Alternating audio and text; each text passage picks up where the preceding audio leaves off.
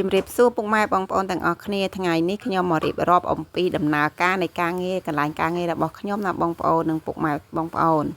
កន្លែងការងាររបស់ខ្ញុំតកែខ្ញុំគាត់ឲ្យអ្នកដូរហៅស៊ឺគាត់មកដូរដែកចាស់នៅហៅស៊ឺរបស់គាត់ហើយនឹងប្រក់ដបូលថ្មីឲ្យគាត់ណាបងប្អូនដូចដែកដែលគាត់កំពុងដំនេះគឺត្រូវដោះដូរចេញព្រោះថាវាចាស់វាខ្ញាអស់ហើយអញ្ចឹងហើយហៅស៊ឺនឹងគាត់ទិញក៏យូរឆ្នាំដែរហើយណាពុកម៉ែបងប្អូនអញ្ចឹងគាត់ត្រូវដោះដូរដែកណាចាស់ចោលគាត់តម្លើងដែកថ្មីសារជាថ្មីវិញហើយក៏ប្រក់កស៊ូថ្មីវិញដែរ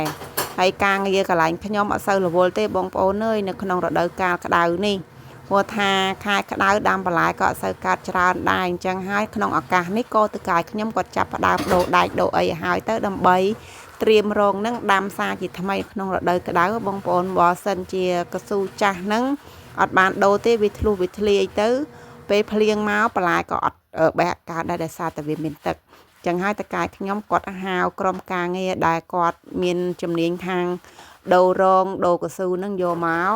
ឲ្យគាត់ដូរឲ្យគាត់ដូរទៅរាល់តែឆ្នាំទេបងប្អូនមួយឆ្នាំដូរម្ដងពីរដងអាស្រ័យទៅលើកស៊ូរបស់គាត់ចឹងចាស់ឬថ្មីដូរបានហើយយូរនៅហើយតាក្រុមការងារអស់ហ្នឹងគឺគាត់មកធ្វើកន្លែងខ្ញុំរាល់ឆ្នាំអត់ដែលខានមួយឆ្នាំណាទេបងពូអ្នកដូរហៅស៊ឺហ្នឹងដូរដបូលដូរដែកហ្នឹងគឺជាជនជាតិថៃទេមិនមែនជនជាតិកូរ៉េនៅក្នុងហ្នឹងក៏មានជនជាតិកូរ៉េជាមេការជាថៅកែដែរមានចំនួន2នាក់ប៉ុន្តែក្រៅពីនោះគឺសុទ្ធតែជនបងប្អូនជនជាតិថៃទេគាត់មកធ្វើការនៅជាមួយគាត់នឹងយូរដែរហើយឲ្យតែមកពេលណាឃើញមានមុខគាត់នឹងរហូតដែរអញ្ចឹងណាពុកម៉ែបងប្អូនហើយ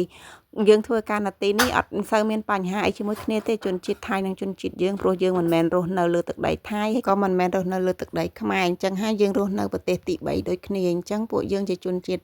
ខ្មែរនិងជនជាតិថៃយើងធ្វើការជួបមុខគ្នាក៏អត់មានបញ្ហាតតែងគ្នាអីដែរណាបងប្អូនក៏អត់មានការរើសអើងអីដែរពួកខ្ញុំធ្វើការនៅទីនេះចំណែកពូអាវខៀវនេះគឺគាត់ជាជនជាតិកូរ៉េទេគាត់គឺជាមេរបស់គេបងប្អូនទាំងអស់គ្នាគាត់ជាគឺឮ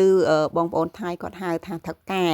អញ្ចឹងក៏ពួកខ្ញុំហៅគាត់ថាតកែដែរទៅការងារកន្លែងតកែខ្ញុំបងប្អូននៅក្នុងឆ្នាំនេះទៅចាប់ផ្ដើមរវល់វិញទេនៅពេលដែលដាក់ដបូលហៅស៊ឺនេះហើយគឺតកែខ្ញុំគាត់ចាប់ផ្ដើមដាំភ្លាមតែម្ដងគាត់អត់រងចាំយូរព្រោះថាចូលដល់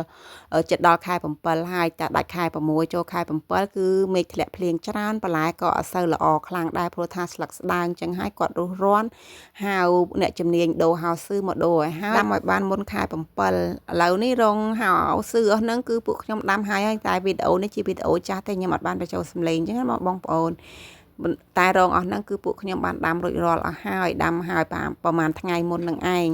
កន្លែងការងារខ្ញុំធ្លាប់តែសបោការងារធ្វើប្រហែលឆ្នាំនេះតាំងពីទឹកជំនន់នៅក្នុងប្រទេសកូរ៉េមកកន្លែងការងារខ្ញុំក៏អត់សូវសបោការងារដែរសេដ្ឋកិច្ចប្រទេសកូរ៉េក៏ធ្លាក់ចុះដែរណាបងប្អូននិយាយទៅសេដ្ឋកិច្ចទូទាំងពិភពលោកគឺធ្លាក់ចុះគ្រប់ប្រទេសតែម្ដងអញ្ចឹងហើយកន្លែងខ្ញុំធ្លាប់តែសបោការងាររលុយបានច្រើននៅក្នុងប្រហែលឆ្នាំចុងក្រោយនេះក៏អត់សូវរលុយបានច្រើនណាស់ដោយសារតែអត់សូវសបោការងារអត់សូវសបោម៉ោងថែមនៅក្នុងខែក្តៅទេព្រោះថាសេដ្ឋកិច្ចធ្លាក់ចុះបន្លែដំណាំដាំបានក៏តកែខ្ញុំលក់អត់សូវបានអញ្ចឹងណាបងប្អូនគាត់ថានៅក្នុងខែ7និងខែ8គឺតកែខ្ញុំក៏គាត់សบายកាប់លុយដែរខែហ្នឹងគឺគេដាំបន្លែអត់សូវកើតទេមិនថាគាត់មិនថាគេអញ្ចឹងហើយបន្លែគឺចាប់ផ្ដើមថ្លៃទូទាំងប្រទេសតែម្ដងបងប្អូនទាំងអស់គ្នា